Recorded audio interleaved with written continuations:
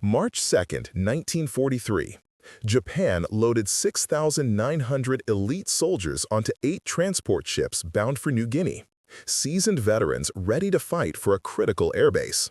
Within 72 hours, American B-25 bombers had slaughtered 5,700 of them before they could even fire their rifles, turning the Bismarck Sea into a graveyard using a radical new bombing technique the Japanese had never seen before. But here's what haunts historians. How did America perfect a weapon so devastating that it killed 83% of an enemy force that never even reached the battlefield? And what did the survivors realize about the war in those final moments in the water? Before we jump back in, tell us where you're tuning in from, and if this story touches you, make sure you're subscribed, because tomorrow I've saved something extra special for you. February 1943. The war in the Pacific was not going well for Japan. For more than a year, Japanese soldiers had been winning battles across Asia and the Pacific Ocean. They had taken the Philippines. They had taken Singapore. They had pushed deep into China and swept across islands most people had never heard of. But now, something was changing. The Americans had landed on an island called Guadalcanal 6 months earlier, and after brutal fighting in jungles and on beaches, Japan had lost. They had to pull their men out in February, leaving behind thousands of dead soldiers and abandoning the island entirely. It was Japan's first major defeat, and it sent shockwaves through the military command in Tokyo. The Solomon Islands and New Guinea had become the new battleground. Whoever controlled these islands controlled the shipping lanes to Australia. If Japan could hold them, they could cut off Australia from American help and maybe even invade it. If America took them, they could use them as stepping stones to push north toward Japan itself.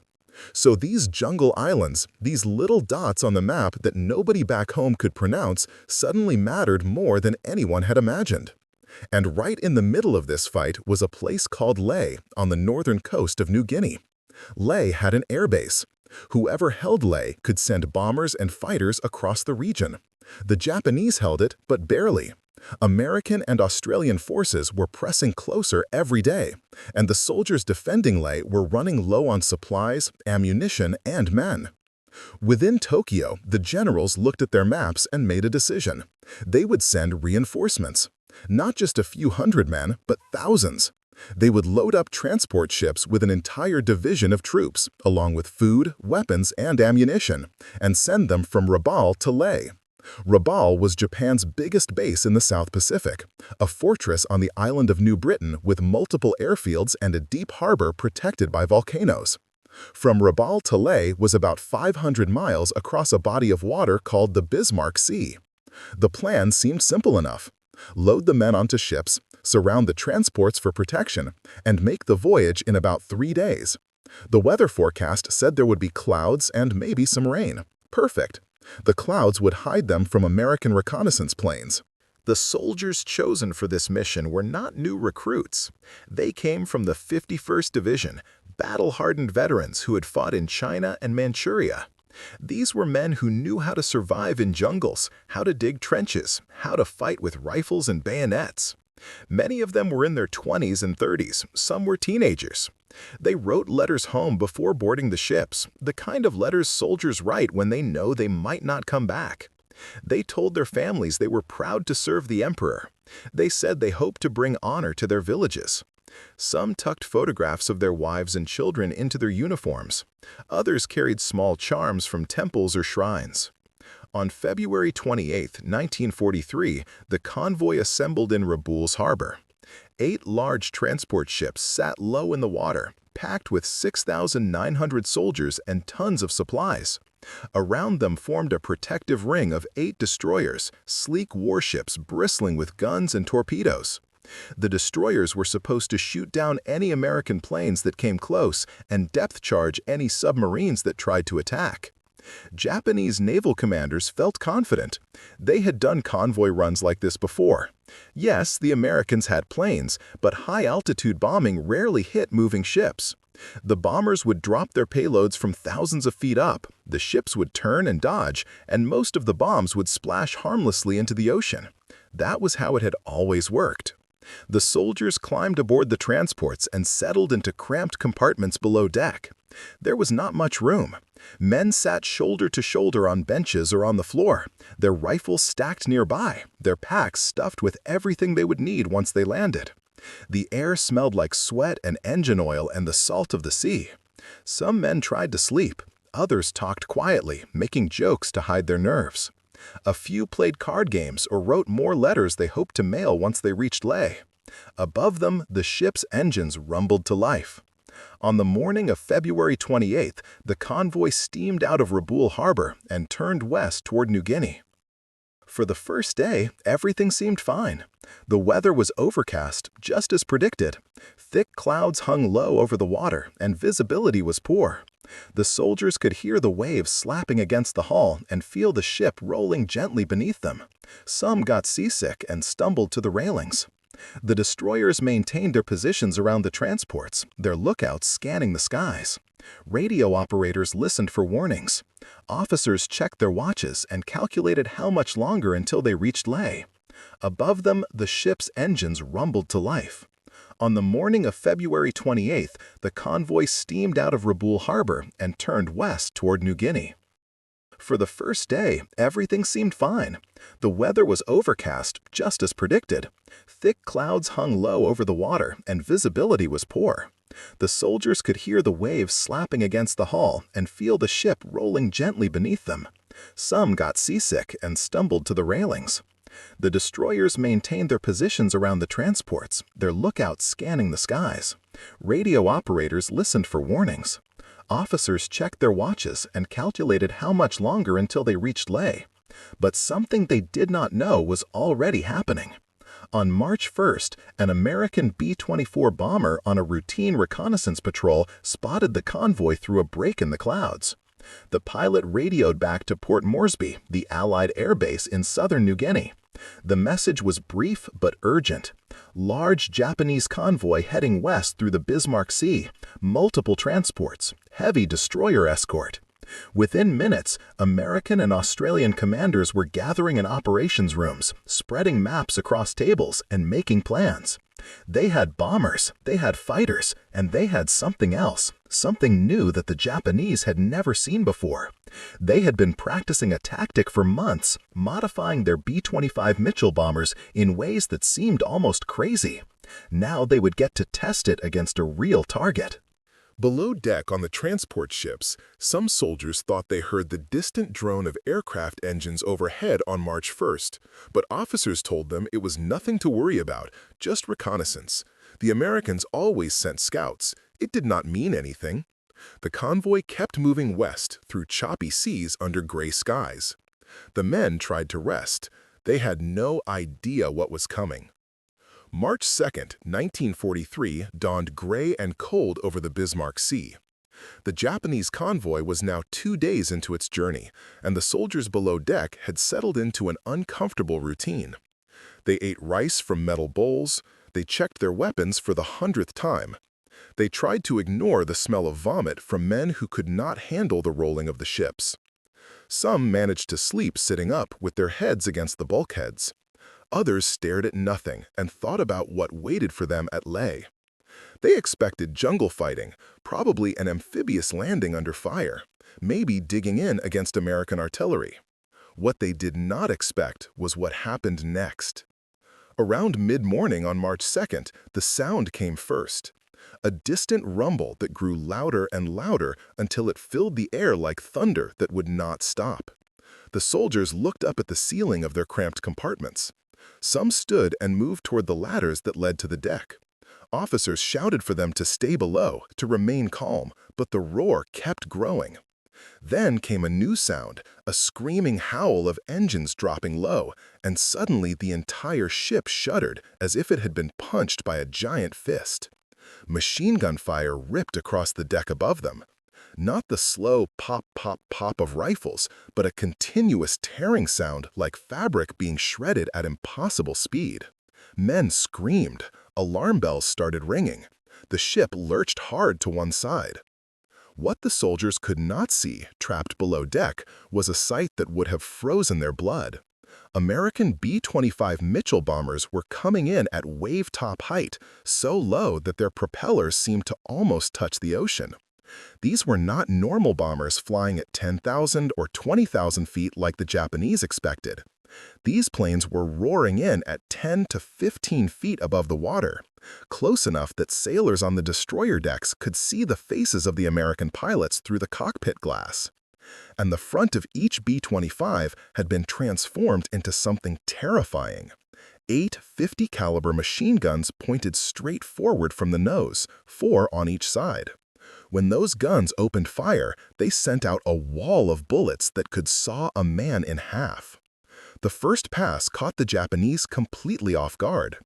Anti-aircraft gunners on the destroyers tried to swing their guns down low enough to track the bombers, but the planes were moving too fast and flying too close to the water. By the time a gunner got his sights lined up, the B-25 had already screamed past and was pulling up and away. The machine guns from the bombers raked across the decks of both destroyers and transports. Men manning the anti-aircraft positions died before they could fire a shot, cut down by the hail of 50-caliber rounds. Others dove for cover behind anything they could find. And then came the bombs. But these bombs did not fall from high altitude and take long seconds to drop. The B-25s released them while flying almost at sea level, and the bombs had special delayed fuses set for 5 seconds. When a bomb left the plane at that height and speed, it did not drop straight down. It skipped across the water like a flat stone thrown by a child across a pond. The bombs would hit the surface, bounce once or twice, and slam into the side of a ship right at the waterline. Then, 5 seconds later, they exploded. The explosion happened inside the hull or right against it, tearing massive holes below the surface where water would pour in fastest. It was devastatingly effective.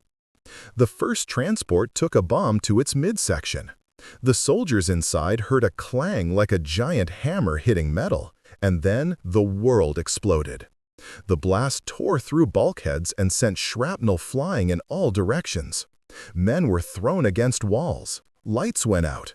Steam from broken pipes filled the compartments. Water began rushing in through the gaping hole in the hull. The ship started to list, tilting slowly to one side as thousands of tons of seawater poured into its belly. Soldiers scrambled for the ladders, pushing and shoving in the darkness, trying to reach the deck before the ship went down. Wave after wave of B-25s came in. They worked in coordinated groups, some strafing with machine guns to keep the defenders from firing back, others dropping their skip bombs with deadly accuracy. The Japanese had never seen anything like this. In all their training, all their briefings, nobody had prepared them for bombers that attacked like fighter planes, flying so low and fast that traditional defenses were useless. The destroyers tried to maneuver, tried to put themselves between the bombers and the transports, but it made little difference. One by one, the transport ships were hit. Some took multiple bombs. Fires broke out on several vessels. Black smoke rose into the gray sky. By the afternoon of March 3rd, all 8 transport ships had been hit. Some sank quickly, going down in minutes. Others burned and listed for hours before finally slipping beneath the waves. Soldiers poured onto the decks and jumped or were thrown into the water. Many of these men had grown up in inland villages and cities. They had never learned to swim. Japan is an island nation, but swimming was not a common skill, especially among rural farm boys who made up much of the army. These soldiers hit the water wearing full uniforms, heavy boots, and packs. They sank like stones. Those who could swim or who managed to grab onto floating debris faced a new horror. The B-25s came back, flying low over the water, and opened fire on the men in the sea. The official reason was that the Americans wanted to prevent any soldiers from reaching shore and reinforcing Lai, but the effect was slaughter. 50-caliber rounds churned the water white. Men who had survived the sinking of their ships died floating in their life preservers. Others drowned when wreckage pulled them under or when exhaustion finally overcame them. Some were attacked by sharks, drawn to the blood and thrashing. The water temperature was not freezing, but after hours of exposure, hypothermia set in. Men simply gave up and let the ocean take them. Preparing and narrating this story took us a lot of time, so if you are enjoying it, subscribe to our channel. It means a lot to us. Now back to the story. The few destroyers that survived tried to pick up survivors, but they were also under constant attack. They could not stop for long.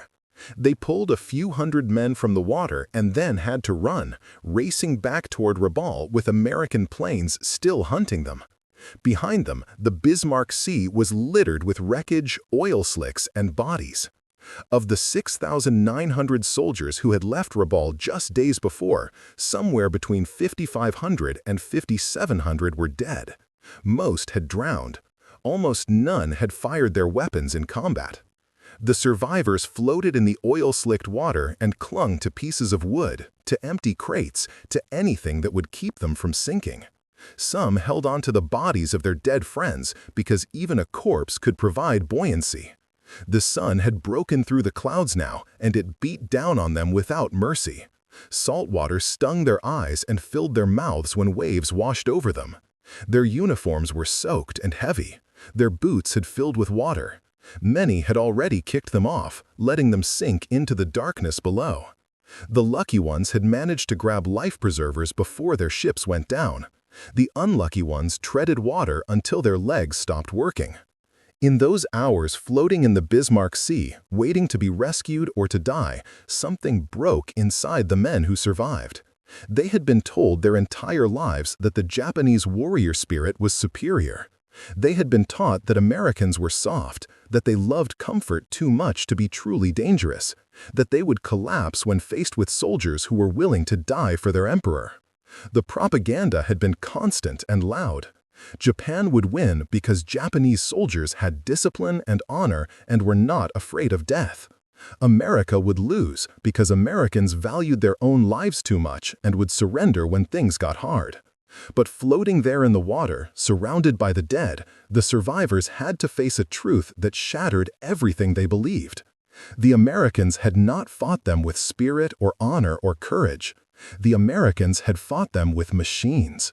Modified bombers that could fly lower than anyone thought possible. Skip bombing techniques that turned the ocean's surface into a weapon. Coordinated waves of aircraft that came in one after another without stopping. This was not a battle. This was extermination. This was what happened when one side could afford to take hundreds of bombers and fighters, practice new tactics for months, modify the planes with extra guns, and then throw all of that industrial power at a single convoy. One soldier, clinging to a floating ammunition box, would later try to explain what went through his mind. "We trained for 6 months to take that beachhead at Leh. We learned how to move through jungle without making noise. We practiced charging with bayonets until our hands bled. We were ready to fight and die on land like soldiers, but we drowned before we ever saw the shore. Their machines learned faster than we could march." What he meant was simple but devastating. The time it took to train thousands of men, transport them across the ocean, and organize them into an invasion force was longer than the time it took America to invent a completely new way to sink ships and then perfect it. The survivors who were eventually pulled from the water by Japanese destroyers and submarines faced a new kind of horror when they got back to Rabaul. They were forbidden from talking about what happened. The military command classified the disaster immediately. Families back in Japan would receive notices that their sons and husbands and fathers had been killed in action, but nothing more. No details, no explanation of how nearly an entire division had been wiped out before landing. The scale of the loss was simply too embarrassing, too demoralizing to admit publicly. So the survivors were scattered to different units and ordered to stay silent. Some were sent back into combat on other islands. Others were assigned to garrison duty. But all of them carried the same knowledge, the same realization that would not leave them alone. They had seen the gap. Not the gap in courage or fighting spirit, but the gap in production. The Americans could afford to lose bombers in experiments and training accidents and still have more. They could afford to pull planes off the assembly line and cut them apart and rebuild them with different guns and different tactics. They could afford to have entire squadrons practice one specific technique over and over until they got it perfect. Japan could not afford any of that. Japan was rationing fuel. Japan was conserving ammunition. Japan was sending its best soldiers on ships that had inadequate air cover because there were not enough planes or pilots to protect them properly. One survivor, interviewed decades later, remembered lying on the deck of the destroyer that rescued him, coughing up seawater, watching the sky for more American bombers. He said he realized in that moment that the war was already over and nobody had told them. You cannot defeat a nation that can perfect a new way to kill you faster than you can write letters home. That was the heart of it. Speed. Not just the speed of the planes, but the speed of innovation, the speed of production, the speed at which America could identify a problem and throw resources at solving it. The Battle of the Bismarck Sea was not even a battle in the traditional sense. It was an industrial demonstration. It showed what happened when a country with massive factories and oil fields and universities full of engineers decided to apply all of that capacity to war. The Japanese soldiers had been brave, they had been well trained, they had been willing to die. None of that mattered. They died because their nation could not build enough ships or planes fast enough. They died because the enemy could modify hundreds of bombers while Japan struggled to keep its existing aircraft flying. They died because modern war was no longer won by the bravest soldiers, but by the side with more factories. The psychological impact on the survivors was profound and permanent. They had believed in something their entire lives, and it had been proven false in the most brutal way possible. Some became bitter. Some became depressed. Some simply became quiet and never spoke about the war again, even after it ended. But all of them understood, perhaps better than their commanders in Tokyo, that Japan could not win this war. The math was too simple. America could replace everything it lost. Japan could not. America could innovate and adapt faster than Japan could respond. That was the lesson of the Bismarck Sea, written in the bodies of 5,700 men who drowned waiting for a battle that never came. The war dragged on for 2 more years after the Battle of the Bismarck Sea, but the survivors who had floated in that oil-slicked water knew how it would end long before the rest of Japan did. They fought on other islands. They dug defensive positions. They fired their rifles at American Marines advancing through jungles and across beaches. Some died in those later battles. Others survived, all the way to August 1945 when the atomic bombs fell on Hiroshima and Nagasaki and the emperor's voice crackled over radio speakers telling his people that they must endure the unendurable and surrender. For the men who had survived the Bismarck Sea, surrender was not unendurable. It was inevitable. They had known it was coming since March 1943. The journey home took months for most of them. Some were held in Allied prisoner-of-war camps for weeks or months after the surrender, while paperwork was processed and transportation was arranged. Others made their way back through a chaotic network of damaged railways and commandeered ships. When they finally arrived in Japan in late 1945 and early 1946, what they found was almost harder to process than the battle itself had been. The Japan they returned to was not the Japan they had left. The cities were flattened. Tokyo, Osaka, Yokohama, Kobe, Nagoya, and dozens of other cities had been firebombed into wastelands of ash and twisted metal. Hiroshima and Nagasaki were simply gone, vaporized and irradiated. Millions of civilians were homeless, living in shacks made from scrap wood and metal sheets. Food was desperately scarce. Children begged in the streets. The proud empire that had stretched across Asia and the Pacific had been reduced to rubble. One survivor of the Bismarck Sea stepped off a train in what used to be his hometown and stood on the platform looking at ruins. His family's house was gone. The neighborhood he grew up in was gone. He carried a small pack with everything he owned in the world: a spare shirt, a pair of socks with holes in them, a dented metal cup, And tucked inside his shirt, wrapped in oilcloth to protect it from moisture, was a waterlogged photograph of his unit taken in Rabaul before they boarded the transports. Most of the faces in that photograph were dead. He had pulled it from the pocket of a floating corpse in the Bismarck Sea because he could not stand the thought of it sinking into darkness with no one to remember those men. The contrast hit all the survivors the same way. They had seen American industrial power in action during the war, but now they saw it again during the occupation. American jeeps drove through the ruined streets. American trucks delivered food to distribution centers. American engineers surveyed damage and planned reconstruction. The same nation that had perfected skip bombing in a matter of weeks was now organizing the feeding and rebuilding of its defeated enemy with similar efficiency. General MacArthur's occupation government brought in food shipments that kept millions from starving. They brought in medicine. They brought in construction materials. And they did it all with a speed and scale that seemed impossible to people who had spent the last years of the war eating grass and tree bark. Some of the Bismarck Sea survivors ended up working for the occupation forces, doing manual labor or translation or clerical work. They needed the money and the food rations that came with the jobs. And in those jobs, they saw up close the same abundance they had glimpsed in battle. American mess halls threw away more food in a day than a Japanese family might see in a week. American supply depots were stacked with crates and crates of everything imaginable: soap, toilet paper, cigarettes, canned food, chocolate bars. The survivors remembered floating in the water watching their own supply ships sink with food and ammunition they desperately needed, and now they watched American supplies arrive in seemingly endless convoys. One veteran got a job at an American motor pool helping to maintain the vehicles. He had been a mechanic before the war, so he understood engines. What amazed him was not the machines themselves, but the system behind them.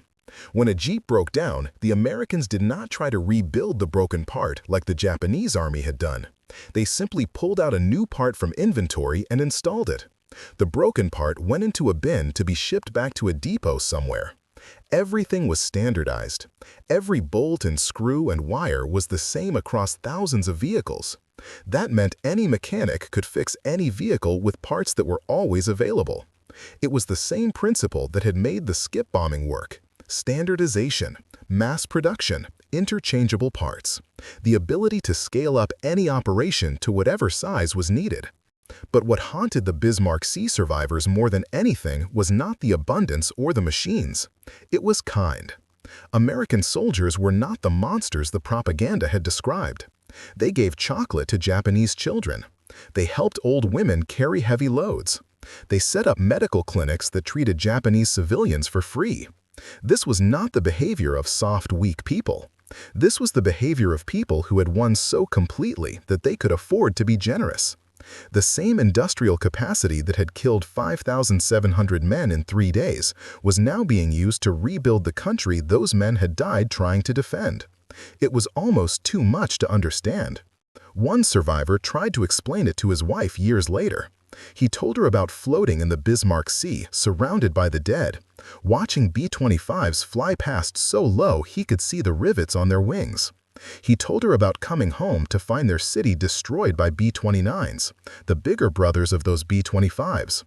And then he told her about watching American construction crews rebuild a bridge in their neighborhood in 3 weeks, working with cranes and trucks and prefabricated materials that seemed to appear from nowhere. It was all the same thing, he said. It was all capacity. The capacity to destroy and the capacity to build. America had both in amounts that Japan could never match. The photograph he had pulled from the ocean stayed with him for the rest of his life. He kept it in a wooden box along with other small mementos. Sometimes he would take it out and look at the faces of men he had known, men who had drowned before they could fight. In the 1970s, a journalist interviewed him for a book about the Pacific War. The journalist asked him what he had learned from his experience.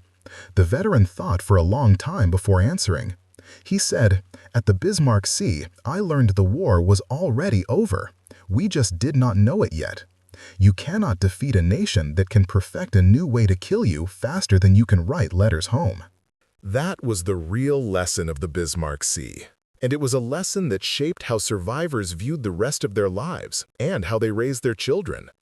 Japan could never fight that kind of war again. Never. The cost was too high, and the outcome was too certain. Some survivors became pacifists, arguing that war itself was now obsolete in an age of industrial slaughter. Others became advocates for economic development, believing that Japan's only path forward was to build its own industrial base so it would never again be so outmatched. Still others simply withdrew, working quiet jobs and trying to forget. But none of them could really forget. The memory of floating in that water was burned into them. The memory of watching ships sink with thousands of men trapped inside. The memory of the sound those B-25 engines made. That low roar that meant death was coming and there was nothing you could do to stop it. And the memory of realizing, really understanding for the first time, that bravery and training and willingness to die meant nothing against an enemy that could simply outproduce you. In the decades after the war, a few survivors went back to the Bismarck Sea. They took boats out to the area where the battle had happened and looked down into the blue water. Somewhere far below were the wrecks of 8 transport ships and the bones of 5,700 men. The survivors said prayers.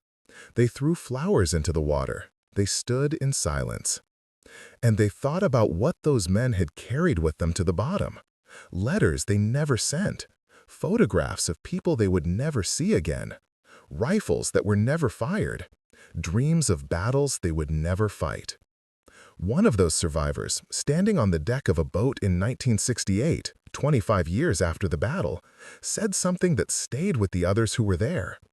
He said those men down there died waiting for a war that never came.